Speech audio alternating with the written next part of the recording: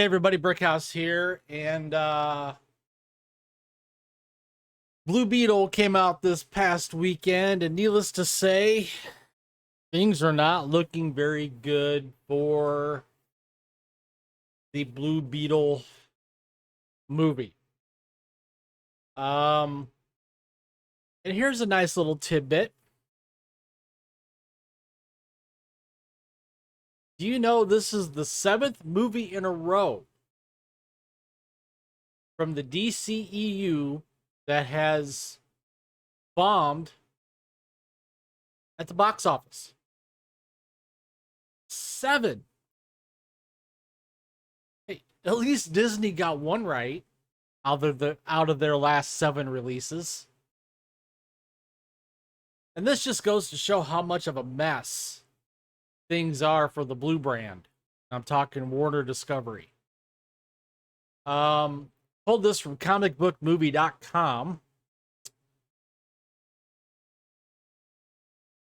Warner Brothers has now released 7 DC Extended Universe box office flops in a row. 7. This weekend, the Blue Beetle opened to just $43.4 million worldwide. That was $25.4 million domestically.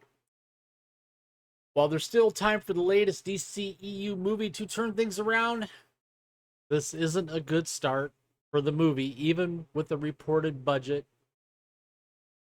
of around $104 million. That number's wrong.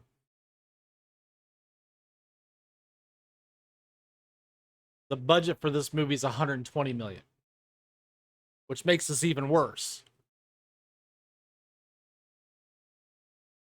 Yes, it was once said to be released on Max, and you could argue that a weekend opening globally of $43.4 million is better than the nothing it would have made beyond a potential increase in subscriber numbers. This movie would not have moved that needle either, just saying. Movies made for streaming aren't produced with opening weekends in mind, and a disappointing 25 million US debut is not a result of Warner Brothers Discovery we'll be happy about.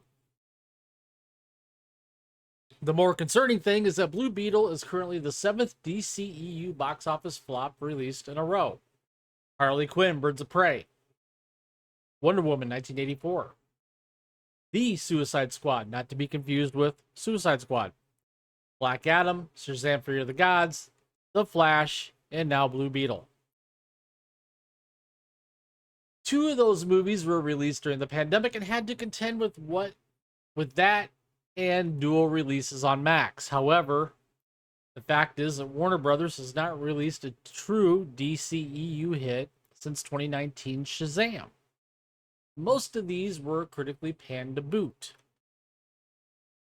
Would it be unfair to blame all this talk of superhero fatigue on the DCEU? Yeah, maybe. Marvel Studios has certainly contributed to the problem with its hit and miss Disney Plus TV shows and disappointing blockbusters like The Eternals and Ant-Man and the Wasp: Quantumania. The DCEU is a brand damaged beyond repair, though, and all eyes will now be on December's Aquaman and the Lost Kingdom, which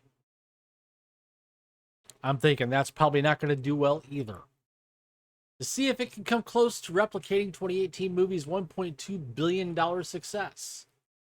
DC Studios' reboot is much needed, though with DC as a whole tarnished, can even Superman Rebirth escape the DCEU curse? Well, Superman Rebirth is DCU. I don't know what they're talking about, DCEU. Wink, wink, nudge, nudge.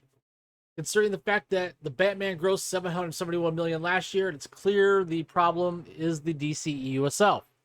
James Gunn might want to bear that in mind when enlisting familiar faces from the movies above to populate his new DCU. So there you have it, folks. 7 in a row. Probably going to be 8 once Aquaman and the Lost Kingdom gets released in December. So tell me what you guys think. Is James Gunn going to save DC with his rebranding of Superman with Superman Rebirth?